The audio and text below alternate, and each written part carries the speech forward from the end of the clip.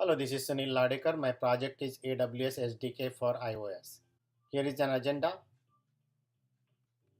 What is the AWS SDK for iOS? It is an open source SDK and distributed under an Apache open source license. It helps remove complexity by providing iOS APIs. It helps makes AWS available to Apple devices. It provides single downloadable package, includes iOS library, source code samples, and documentation. Here's the architecture of Mobile SDK and Cognito. Cognito is the user identity and data synchronization service which controls user identification and access for mobile applications on internet connected devices. Here is the demo. There are two ways to import the AWS Mobile SDK for iOS. Run CocoaPads using CLI sudo gem install CocoaPads, then pod setup, load workspace and project in Xcode, add pod AWS S3 line in pod file and run CLI pod install. Add frameworks to Xcode project.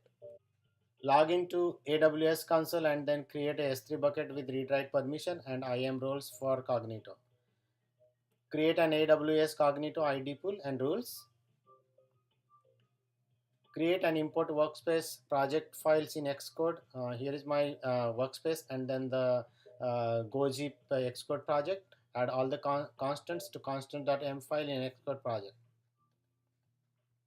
Now I build and run the network reachable project to check the network status on my phone and second app running the S3 transfer manager GoZip app to transfer files between mobile app and AWS S3 bucket. Advantages: it's easy to build app and access to AWS S3 and other device services. It provides samples, code, libraries, documents. AWS SDK provides access to AWS S3 for store and retrieve files from anywhere on the network.